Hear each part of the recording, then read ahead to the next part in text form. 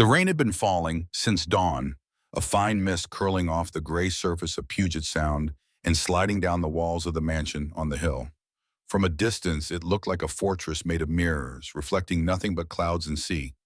Glass and stone merged in a design that spoke of wealth built in shadows, of power that preferred discretion over display. Adriano Valenti sat in silence, a half-empty glass of whiskey beside the untouched dinner his assistant had arranged hours ago. He had not eaten at the table since the day the plane went down.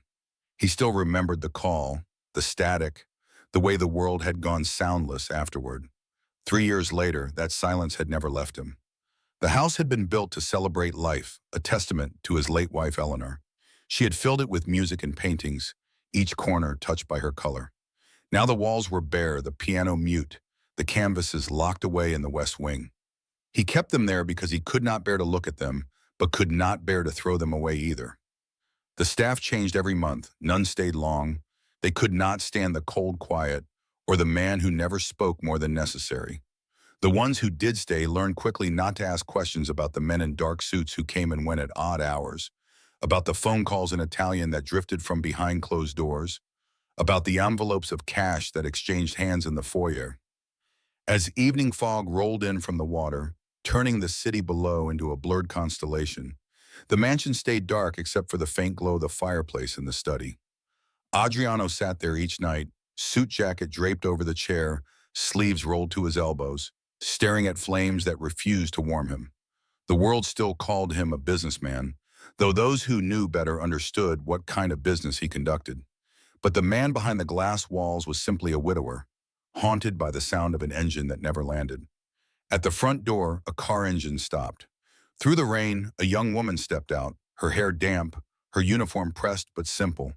She paused at the massive entrance, seeing her reflection blur in the condensation on the glass. She took a breath, steadying herself before pressing the intercom. The voice that answered was low, controlled. Third floor, the study. The doors opened automatically, revealing a hall of steel and marble that seemed to swallow sound. She wiped her shoes carefully, clutching her cleaning kit to her chest. Somewhere in the distance, the rhythmic tick of a clock echoed. No other human noise. She followed the voice's direction, her steps careful against the polished floor. The house felt like a museum, beautiful and lifeless. Every surface gleamed, but nothing felt lived in. He was there, sitting in a leather chair by the window, the light from the storm casting faint ripples across his face. He did not look up when she entered. Adriano Valenti, 38 years old, had the kind of stillness that came from deep exhaustion rather than peace. His dark hair had grown longer than it should be, his beard uneven. There were no corporate photos on the walls here, only shadows. The only photograph left in sight was of a woman laughing in sunlight, holding a paintbrush. The edges of the picture were worn from years of touch. Without turning, he spoke. "You start tomorrow. 6 sharp. Kitchen, hallway, guest rooms." His voice was quiet but absolute. "Do not enter the West Wing." She nodded even though he could not see. "Yes, sir." He gave a small, absent nod. Then he added, voice dropping lower, "There will be no music, no talking unless necessary." The woman's name was Mia Alvarez, but he did not ask. He had stopped learning names, they always left. When she left that evening, the rain had deepened, washing the glass clean for a moment before fog claimed it again. That night, alone in the study, Adriano poured another glass of whiskey and stood before the window. The sea stretched endless and gray, the city a faint shimmer in the distance. He remembered Eleanor's last words before she boarded that flight. "Don't stop living. Promise me, Alex." He had promised. He had failed. Downstairs, the cleaning company had left a small note on the counter confirming the schedule. He almost discarded it, but stopped when he saw a single line written in neat handwriting at the bottom. "Thank you for the opportunity. M. Alvarez." A stranger's handwriting. Delicate but steady. He stared at it longer than he should have, until the paper blurred in his vision. The clock struck 11. The storm intensified, rattling the windows. For a fleeting second, the house felt alive again, as if the wind were a voice calling back what had been lost. He sat down, firelight flickering across his tired face. He did not know it yet, but the sound of the rain outside would one day remind him of the moment everything began to change. Mia Alvarez arrived the next morning before sunrise. The clouds hung low over the bay, turning the water a cold silver that matched the mood of the house. She stood at the gate, waiting for the security code to accept her entry, clutching a paper cup of cheap coffee that had already gone lukewarm. It was her third job this month. The last two had ended abruptly. Yet something about this assignment pulled her forward despite the dread she felt. The mansion loomed like a glass cathedral, beautiful and empty. She could almost hear her mother's voice reminding her that every job, no matter how small, deserved respect. When the door clicked open, she whispered to herself, "One day at a time," and stepped inside. The first thing she noticed was the stillness. Even the air felt controlled, too clean. She removed her shoes at the entrance, afraid to leave a trace of her presence. The scent of cedar polish mixed with faint whiskey and something else. Cigars, maybe. Leather.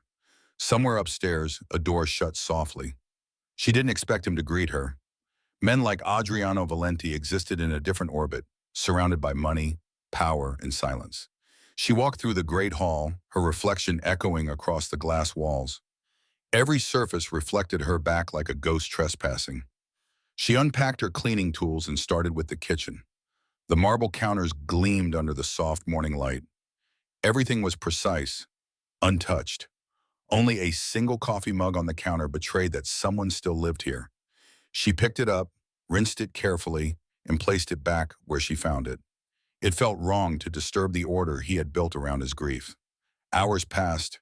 She moved quietly from room to room, dusting shelves, wiping away fingerprints that were barely there. Each space had its own story. The dining room table was set for two, but dust had settled on the plates. The living room held a grand piano, its surface polished but keys untouched. The west wing was sealed behind a frosted glass door marked by a digital lock. She paused before it, sensing a chill that had nothing to do with temperature. The air there felt heavier, as if holding its breath. She didn't need to open it to know it was sacred ground. Every house carried one forbidden door. Around noon, she heard footsteps. Turning, she saw him standing at the end of the hallway, tall, expression unreadable, wearing a dark sweater that contrasted with his pale skin. His eyes were gray, like rain before a storm. A gold ring gleamed on his right hand. He said nothing for several seconds. Then quietly he asked, "You found everything?" "Yes, sir," she replied, unsure if she should meet his gaze. "Good," he paused. "Lunch is delivered at 1. You eat in the kitchen. You leave at 5. He was about to walk away when he noticed something different, the faint hum of a tune under her breath. It stopped the moment she realized he was listening. "Sorry, sir," she said quickly. "I forget sometimes. What were you singing?" "Just an old Spanish song. My mother used to hum it when she cleaned." He looked at her for a moment longer, as if weighing the sound of a memory. Then he said, voice flat, "The house doesn't need music." And he disappeared down the hall. She exhaled slowly.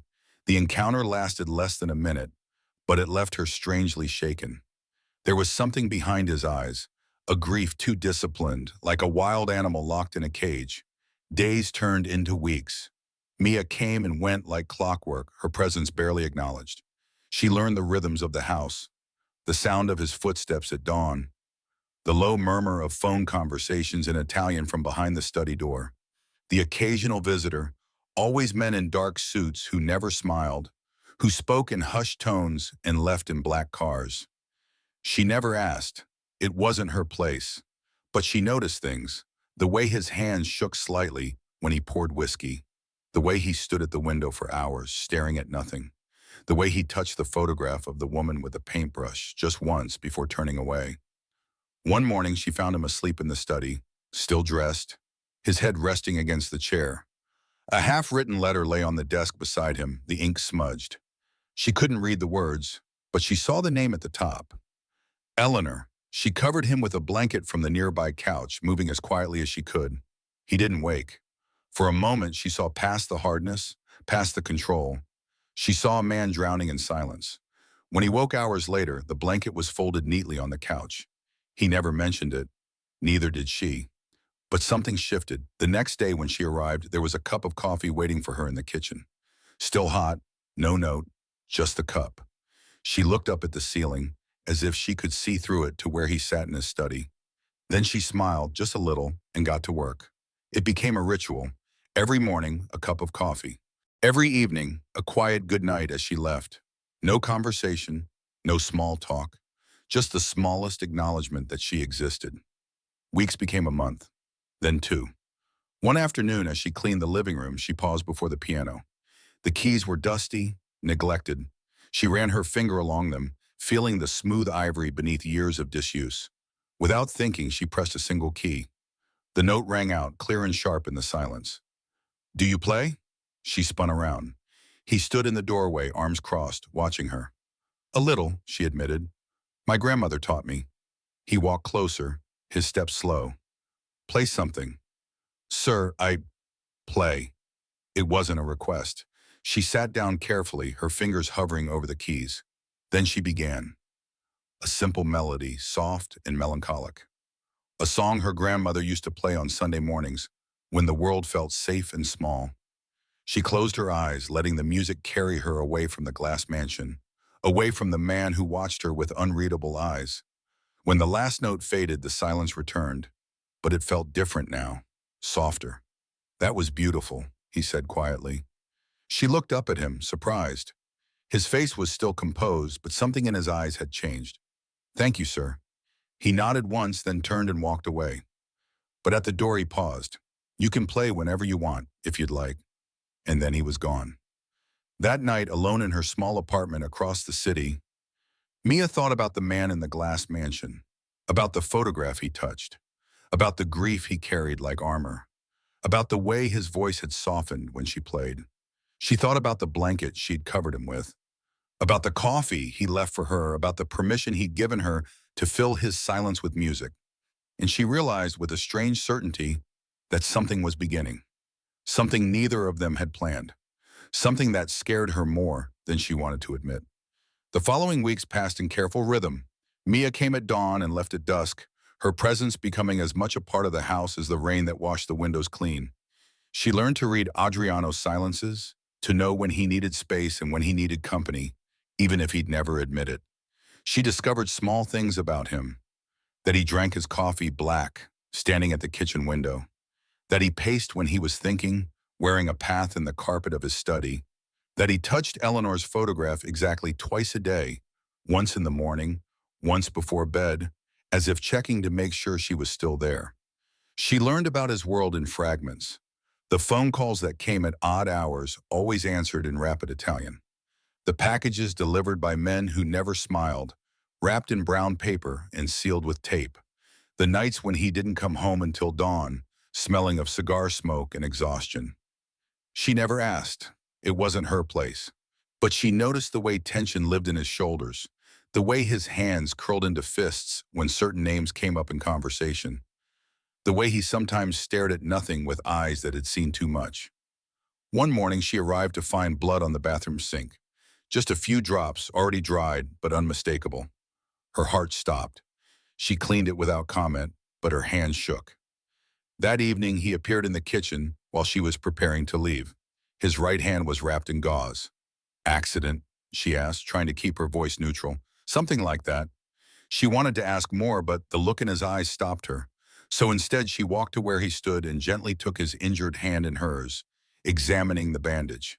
"It's fine," he said. "Let me see." "Mia, please." He sighed but allowed her to unwrap the gauze. Beneath was a clean cut across his palm, already stitched. Professional work.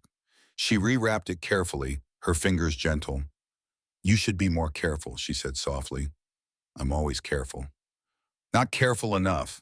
She looked up at him. "I know I don't have the right to worry about you. I know this is just a job. But I do worry. I can't help it." Something shifted in his expression. "It's not just a job. Not anymore." The words hung between them, heavy with meaning neither was ready to fully acknowledge. "I should go," she said but didn't move. "Stay. For dinner. There's too much food anyway." It was the first time he'd asked. She should have said no, should have maintained the professional distance. But instead, she Instead, she nodded. They ate in the kitchen rather than the formal dining room. Pasta from a local restaurant, neither of them particularly hungry but going through the motions. The conversation was halting at first. Careful. How long have you been in Seattle, Padmas? He asked. 2 years. I came here because I heard it was expensive, which meant wealthy people who might need housekeepers. Practical. Necessary. My mother's medical bills don't pay themselves. He nodded, understanding the weight of responsibility. What's wrong with her? Diabetes. She lost her insurance when the company she worked for went under. Now everything's out of pocket. Mia pushed pasta around her plate. That's why I work 3 jobs. Or did, before this one. This pays more? You pay more than anyone else. Honestly, more than I should accept. You earn it. His voice was firm. This house hasn't felt lived in for years. You make it feel less like a tomb. The honesty in his words caught her off guard. I just clean. No, you do more than that. You open curtains I've kept closed. You put fresh flowers in rooms I've abandoned. You hum while you work, and that sound, he paused. It reminds me that life still exists. Mia felt heat rise in her cheeks. I can stop humming if it bothers you. Don't, please. He met her eyes. I lied before. The house does need music. It needs life. I just forgot that for a while. After dinner, he didn't immediately retreat to his study. Instead, he walked her to the door, a small courtesy that felt significant. Thank you, he said, for staying, for caring about the hand. Anyone would. No, they wouldn't. Most people are afraid of me, or of what they think I am, but you look at me like I'm just a person. That's because you are. He smiled slightly, sadly. I'm not sure that's true anymore, but I appreciate you thinking so. As she drove home that night, Mia's mind raced. She was falling into something dangerous. She knew it, could feel it. This wasn't just a job anymore. It was becoming something else, something complicated and potentially devastating. But she couldn't bring herself to walk away. The weeks that followed felt like spring arriving after an endless winter, slow and tentative, as if afraid the cold might return at any moment. Mia began playing the piano every afternoon, at first just for a few minutes, testing the boundaries of his permission. But he never stopped her. Sometimes she would see him standing in the hallway, half hidden in shadow, listening. He never came closer, never spoke, just listened. The music seemed to change something in the house. The air felt less oppressive, as I am. The light, filtered through the rain-streaked glass, seemed warmer somehow. One evening, as she prepared to leave, he appeared in the foyer. He held an envelope in his hand. For you, he said simply. She opened it carefully. Inside was cash, far more than her usual payment. Sir, this is too much. You stay late. You do more than required. His voice was flat, factual. Take it. She looked at him, trying to read his expression. But as always, he gave nothing away. Thank you, she said softly. He nodded once and turned to leave. Then he paused. There's a dinner tonight. Business associates. You don't need to stay. But if you do, the kitchen will need preparation. It was the longest sentence he'd spoken to her in weeks. I can stay, she said. His eyes met hers for just a moment. Good. The business associates arrived at 8. 3 men, all in dark suits, all carrying themselves with the same controlled stillness that Adriano had. They spoke in low voices, mostly in Italian. Mia stayed in the kitchen, preparing plates of food that an outside caterer had delivered. She could hear fragments of conversation, names she didn't recognize, numbers that meant nothing to her. Once she heard Adriano's voice rise slightly, not in anger, but in emphasis. The word familia repeated several times. Family. When the men left, near midnight, Adriano came into the kitchen. He looked tired, the lines around his eyes deeper than usual. You should go home, he said, or it's late. I'll clean up first. Leave it. Sir, Mia. It was the first time he'd used her name. The sound of it in his voice stopped her. Go home. Please. She nodded slowly, gathering her things. As she reached the door, she turned back. Are you all right? The question hung in the air between them. For a moment, she thought he wouldn't answer her. Then he spoke, his voice barely above a whisper. I don't know anymore. She wanted to say something, to offer comfort, but she didn't know how, so she simply nodded and left, the weight of his honesty following her into the night. The next morning, she arrived to find him in the living room, standing before the piano. He didn't acknowledge her entrance, just kept staring at the keys as if they held answers to questions he hadn't yet formed. She used to play, he said suddenly. Every morning, badly, but she didn't care. She said music wasn't about perfection. It was about joy. Mia set down her cleaning supplies and walked closer. Eleanor? He nodded, still not looking at her. She died 3 years ago today. The words settled between them like stones. I'm sorry, Mia said. Everyone is. His voice was hollow. But sorry doesn't bring people back. She didn't respond. There was nothing to say that he hadn't already heard 1,000 times. Do you believe in second chances? He asked, finally turning to look at her. The question caught her off guard. I don't know. I'd like to. He studied her face as if searching for something. She made me promise not to stop living, but I don't know how to do that anymore. I don't know how to be anything other than this. Mia took a breath. Maybe you don't have to know. Maybe you just have to start. Start how? She gestured to the piano. Play something. He shook his head. I don't play. Then learn. Why? Because she asked you not to stop living. And living isn't just breathing. It's doing things that scare you, things that make you feel. He looked at her for a long moment. Then to her surprise, he sat down at the piano bench. His hands hovered over the keys, uncertain. I don't know any songs, he said. Then just press the keys. See what happens. He pressed one key, then another. Discordant notes that meant nothing. But he kept going, building something that wasn't quite music but wasn't quite silence either. And as he played, something in his shoulders loosened, something in his face softened. Mia stood watching, her heart aching for this man who'd forgotten how to live. When he finally stopped, he looked up at her. His eyes were wet. Thank you, he said quietly. She nodded, unable to speak past the lump in her throat. That afternoon, something changed. He didn't retreat to his study. Instead, he stayed in the living room while she worked, reading a book by the window. Once she caught him watching her, his expression thoughtful. Tell me about yourself, he said suddenly. She looked up, surprised. Sir? Adriano. Call me Adriano. He closed the book. Tell me about yourself. I've had you working here for months, and I don't know anything about you. She hesitated. There's not much to tell. Everyone has a story. So she told him about growing up in a small town in New Mexico, about her mother who cleaned houses and her father who died when she was young, about working her way through community college before dropping out to help her mother pay medical bills, about moving to Seattle with nothing but hope in a suitcase. He listened without interrupting, his gray eyes focused on her face. And now, he asked when she finished, now I clean houses, try to save money, try to believe things will get better. Do you believe that? She thought about it.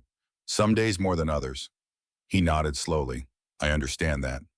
A comfortable silence fell between them. Outside, the rain had stopped. A rare beam of sunlight broke through the curtain, painting the glass walls gold. You want to see something? He asked. Okay. He stood and walked to the west wing door. Mia followed, her heart beating faster. He pressed his hand to the lock, and it clicked open. Inside was Eleanor's studio. Canvases lined the walls, some finished, some half done. Paint supplies sat neatly organized on shelves. An easel stood in the center, holding a painting of the Puget Sound at sunset, the sky ablaze with color. She was working on this when she died, Adriano said, his voice tight. I haven't been in here since the funeral. Mia walked slowly around the room, taking in the burst of life that Eleanor had left behind. Every painting was vibrant, joyful, full of movement and light. She was talented, Mia said softly. She was everything. He stood in the doorway as if afraid to step fully inside, and I locked it all away because I couldn't bear to see what I'd lost. Mia turned to him. But you're here now, you opened the door. Because of you. His eyes met hers, intense. You made me remember that there's more than grief, that maybe I don't have to live in the dark forever. She didn't know what to say to that, so she simply walked to where he stood and placed her hand gently on his arm, just for a moment, a small gesture of understanding. He looked down at her hand, then back at her face. Something shifted in his expression, something that made her breath catch. Mia, he said, voice low, I need to tell you something. But before he could continue, his phone rang.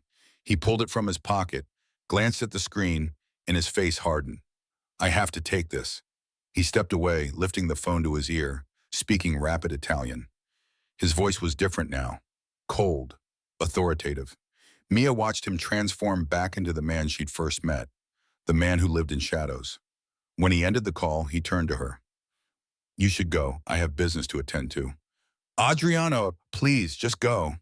She nodded, hurt but understanding. As she gathered her things and left, she looked back once. He stood in the living room, silhouetted against the darkening sky, looking more alone than ever. That night, Mia couldn't sleep. She kept thinking about the studio, about the paintings, about the way Adriano's voice had softened when he spoke about Eleanor, about the moment his hand had almost reached for hers. She thought about the phone call that had shattered the moment, about the way his voice had changed, becoming something harder, something dangerous. She knew intellectually what he was. The rumors, the carefully worded newspaper articles, the way people spoke about the Valenti name in hushed tones. But sitting with him, listening to him grieve, watching him struggle to remember how to live, he hadn't seemed like a dangerous man. He just seemed broken. And broken things, she'd learned from her mother, were worth fixing if you had the patience and the care. The next morning, she arrived to find a note on the kitchen counter. Had to leave the city for a few days, take the week off, paid. Key to the house is yours if you want to come in. Play the piano, whatever you want. She stared at the note for a long time. Then she folded it carefully and put it in her pocket. For 3 days, she didn't come to the house. She told herself it was because she needed the break, needed to catch up on her own life. But the truth was, the house felt too big without him there, too empty. On the 4th day, she broke. She used the key he'd given her and let herself in. The house was silent, but it felt different now, less oppressive. She walked through the rooms, running her fingers along surfaces she'd cleaned 100 times. She stood before Eleanor's paintings in the West Wing, studying each one. Then she sat at the piano and played. She played everything she knew, every song her grandmother had taught her, pouring her heart into the keys. She played until her fingers ached, until the light began to fade outside. When she finally stopped, she sat in the silence, her chest tight with emotion she couldn't name. That was beautiful. She spun around. Adriano stood in the doorway wearing travel clothes, a bag slung over his shoulder. His hair was disheveled, his face shadowed with stubble. You're back, she said, standing quickly. Just now. He dropped the bag and walked closer. I heard the music from outside. I thought, he paused. I thought maybe I was imagining it. You said I could play. I know, I'm glad you did. He stopped a few feet away from her, close enough that she could see the exhaustion in his eyes. I need to tell you something. What did I tried to tell you before to? Okay, he took a breath. I haven't felt anything in 3 years. Not joy, not hope, not pain, just emptiness. And then you came here, and you filled my house with music, and you covered me with a blanket when I fell asleep. And you asked me if I was all right, and suddenly, he stopped, struggling for words. Suddenly I could feel again, and it terrified me. Mia's heart was pounding. Because feeling means hurting, and I don't know if I can survive losing someone again. She stepped closer to him. You're not getting to lose me. You don't know that. No, but I know this. I'm here right now, and maybe that's enough. He looked at her, really looked at her, as if seeing her for the first time. Then slowly, carefully, he reached out and took her hand. His palm was warm, his grip firm but gentle. They stood like that, connected by the simple touch, the rain beginning to fall again outside. I don't know how to do this, he admitted. I don't know how to be with someone again. Then we'll figure it out together. He pulled her closer, his other hand coming up to cup her face. "Mia," he whispered, "tell me to stop. Don't stop." And he kissed her, soft at first, tentative, as if afraid she might disappear. Then deeper, 3 years of loneliness pouring into the connection between them. When they pulled apart, both breathing hard, he rested his forehead against hers. "Stay," he said, "not as the maid, not as an employee, just stay, with me." She nodded, unable to speak, tears sliding down her cheeks. "Okay," she finally whispered. "Okay." Outside, the rain fell harder, but inside the glass mansion, two broken people had found something neither of them had been looking for: hope. The next few weeks existed in a bubble of fragile happiness. Mia moved into one of the guest rooms, officially hired not as a maid, but as the foundation's assistant coordinator. The transition felt natural, inevitable, as if they'd both been moving toward this from the moment she'd first walked through the doors. She spent most nights in Adriano's arms, learning the shape of his scars and the sound of his heartbeat. He had many scars, she discovered, some from childhood, explained away with vague references to a difficult upbringing, others more recent, the kind that came from a life lived in shadows.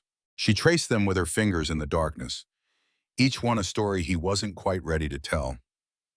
"Do they hurt?" she asked one night. "Not anymore. Physical pain fades." "And the other kind?" He was quiet for a long moment. "That takes longer."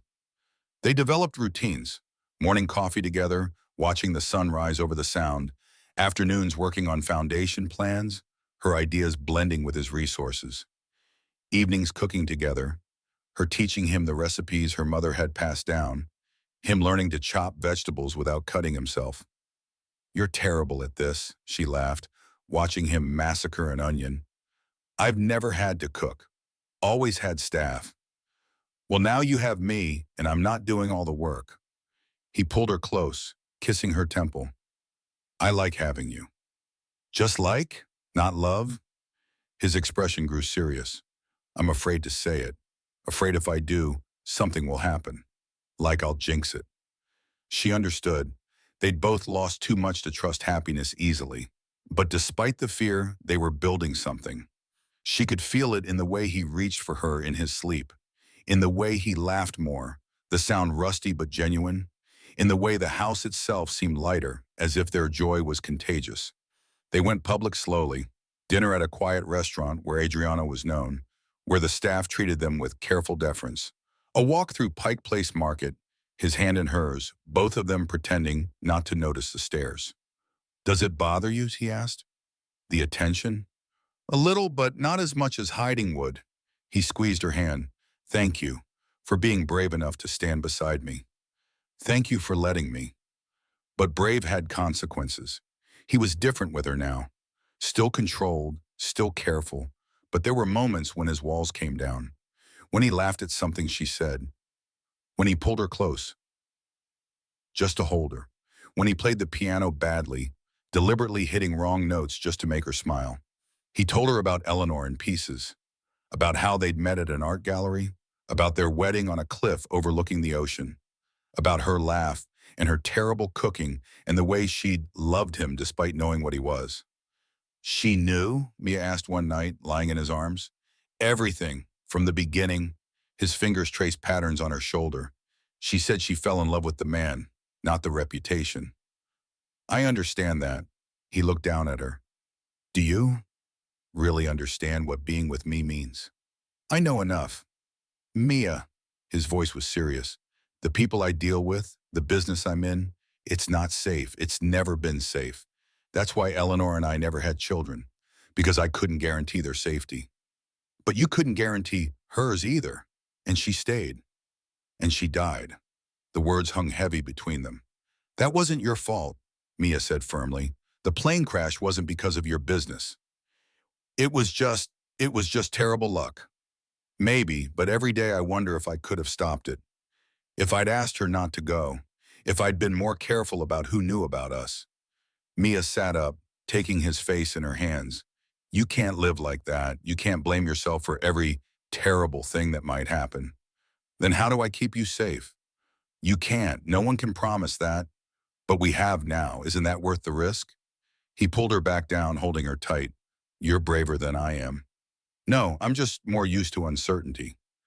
But the bubble couldn't last forever. It started with a photograph, Adriano and Mia leaving a restaurant together, his hand on the small of her back, her looking up at him with obvious affection. The photo appeared in a local gossip blog, then spread to social media, then to actual news outlets. The headlines were predictable. Valenti's new woman from cleaning lady to companion. Mysterious maid captures heart of reclusive businessman. And the one that hurt the most. From tragedy to scandal. Valenti moves on with household staff. Mia read them all, her stomach sinking with each word. The comments were worse. People calling her a gold digger, an opportunist, someone taking advantage of a grieving man. Adriano found her crying in the bedroom, her phone clutched in her hand.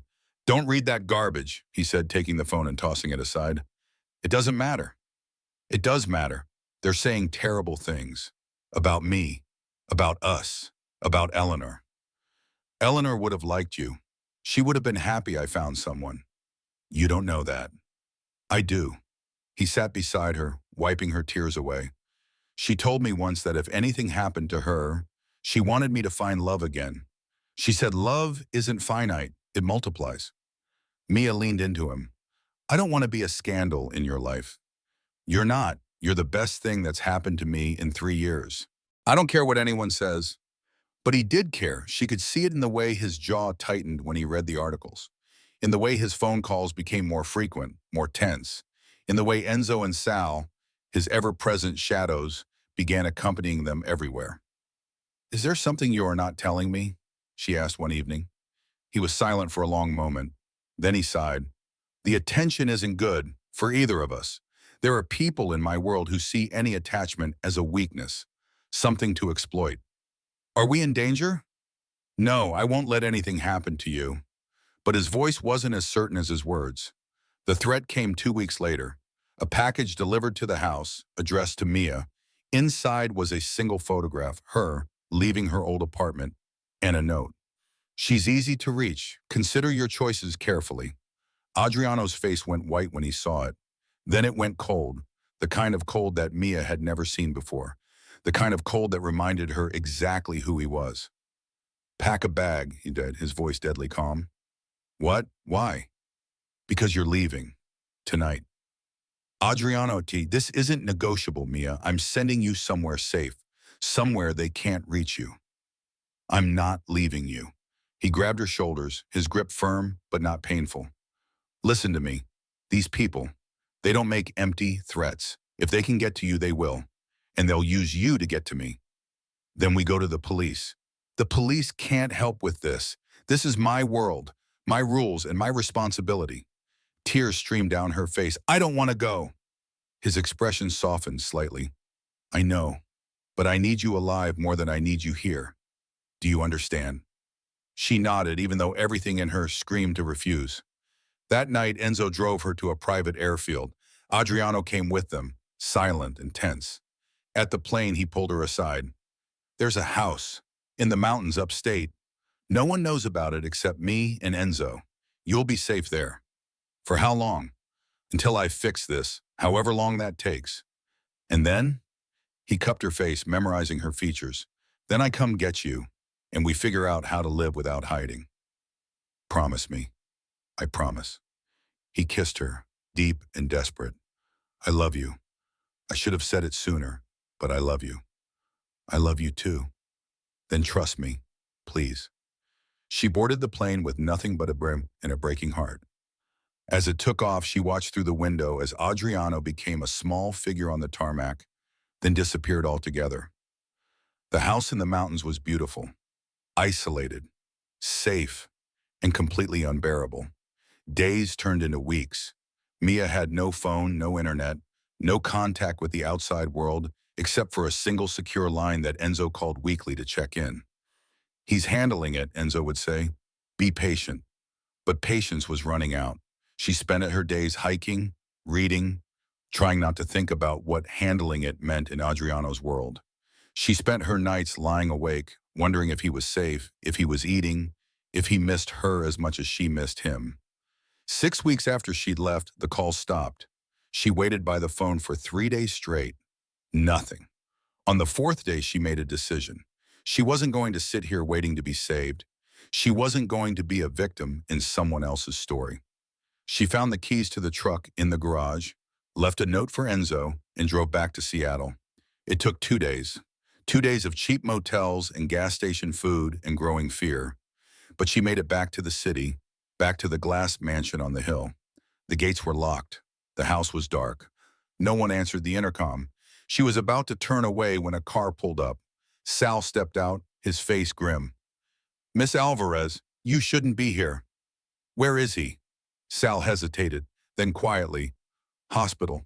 There was an incident." Mia's world tilted. "Take me to him, now." The hospital was private, discreet, the kind of place that didn't ask questions. Sal led her through back hallways to a room at the end of a quiet corridor. Adriano lay in the bed, unconscious. His face was bruised, bandages wrapped around his ribs. Monitors beeped steadily. Mia's knees gave out. Sal caught her, helping her to a chair beside the bed. "What happened?" she whispered. "He took care of the threat, but it cost him." Sal's voice was rough. "He made sure you'd be safe. That was all that mattered to him." Mia reached for Adriano's hand, gripping it tight. "Is he going to be okay?" "Doctors say yes, he's tough, always has been." She nodded, unable to speak past the lump in her throat. Sal started to leave, then paused. "He told me once that you were the only good thing left in his life, that losing you would be worse than dying." I thought he was being dramatic. He looked back at her. "I don't anymore." When they were alone, Mia leaned forward, pressing her forehead to Adriano's hand. "You idiot," she whispered. "You beautiful, stupid idiot. Did you really think I'd rather be safe without you than in danger with you?" He didn't answer, couldn't answer, but his fingers twitched slightly against hers.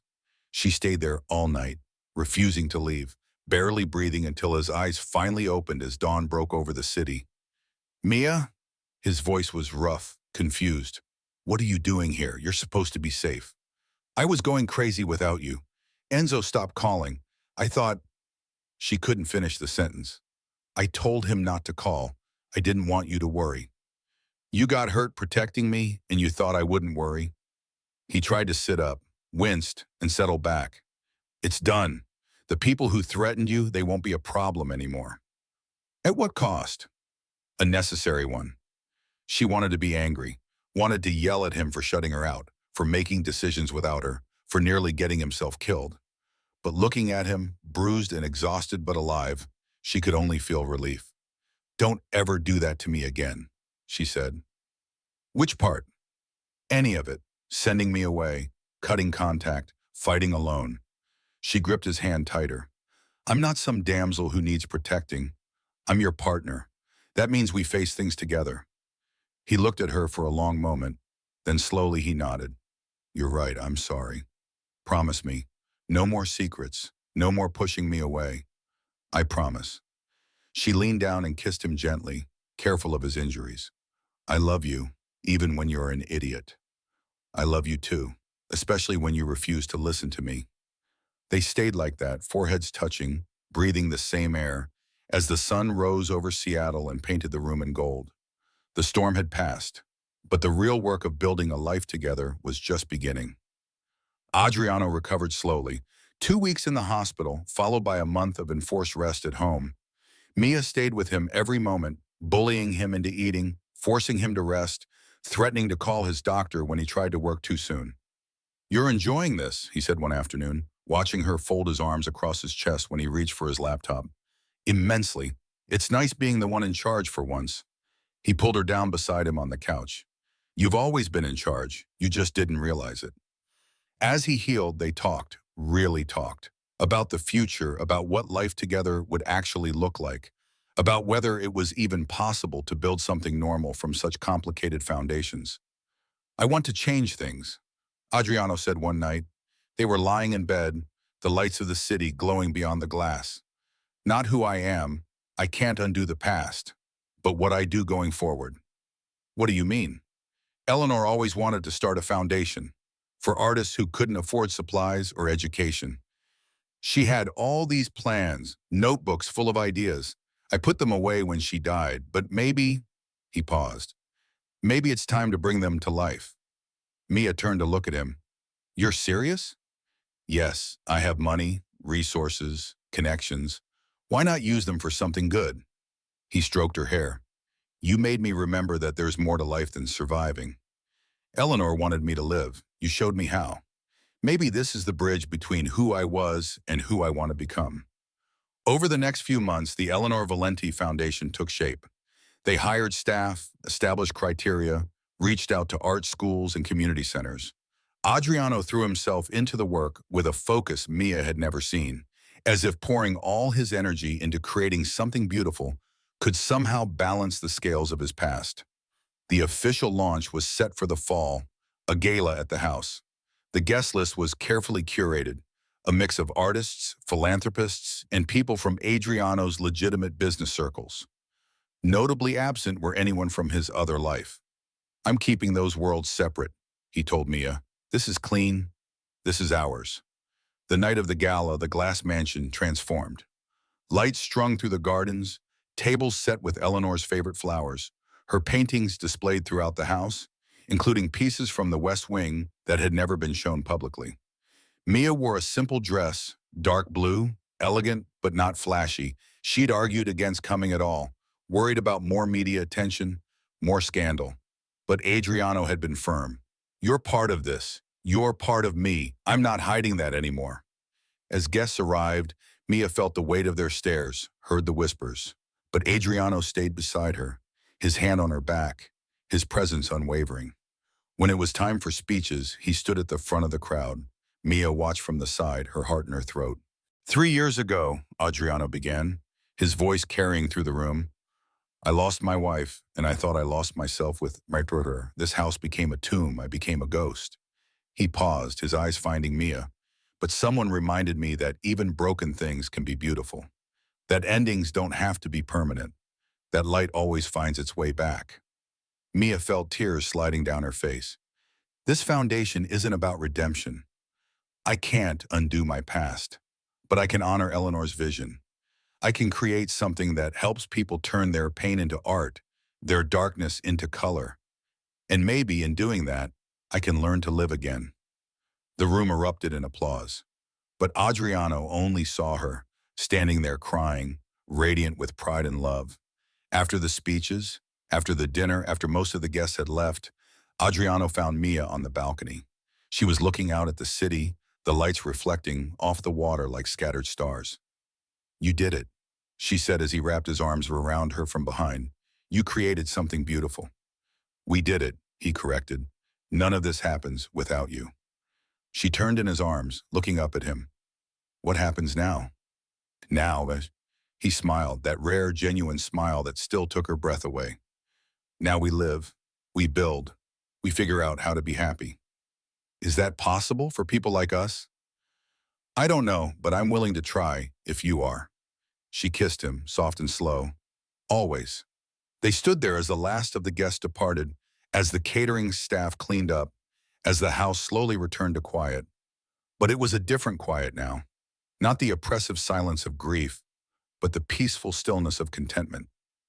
Later in bed, Adriano pulled something from the nightstand drawer, a small velvet box. Mia's breath caught. I'm not good with words, he said, opening it to reveal a simple silver ring, elegant and unadorned.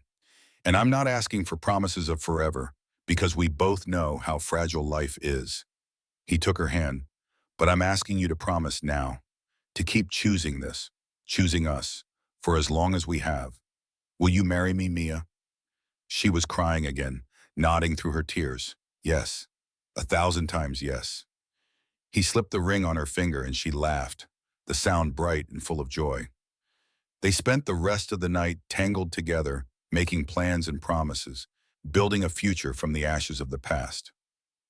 The wedding was small, just Enzo and Sal, a handful of close friends, and a judge.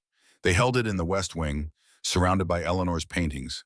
Mia wore white, simple and elegant. Adriano wore a dark suit, the same gold ring he always wore catching the light. When the judge asked if there were any objections, Adriano spoke up. Actually, yes, one. Everyone froze. Mia's heart stopped. Then Adriano turned to the painting of Eleanor on the wall. I need to ask permission. He walked over to it, standing before the image of his late wife. I loved you. I'll always love you. But she taught me how to live again. She brought light back into this house, into me. I think you'd like her. I hope you'd approve. Mia was crying openly now. So were several of the guests. Adriano returned to her side, taking her hands. Okay, I'm ready. The ceremony continued. When they exchanged vows, they kept them simple. I promise to choose you every day for as long as we have. I promise to stand beside you in light and shadow, whatever comes. When the judge pronounced them married, the kiss was gentle, reverent. Not an ending, but a beginning. The reception was held in the house, music playing for the first time in years. Mia danced with Adriano, with Enzo, with Sal, who proved surprisingly light on his feet. She laughed until her sides hurt, drank champagne until the world felt soft and golden. Late in the evening, she found Adriano standing before Eleanor's painting again. Thank you, he was saying softly, for everything, for the time we had, for making me promise to live. I'm keeping that promise now. Mia slipped her hand into his. He pulled her close. She would have loved you, he said. I wish I could have known her. You do, in a way. Everything good about this house, about me, she helped create. And now you're helping me build on that foundation. They stood there together, honoring the past while embracing the future. 6 months later, the foundation held its first exhibition. 12 artists whose work had been funded by Eleanor's legacy displayed their pieces.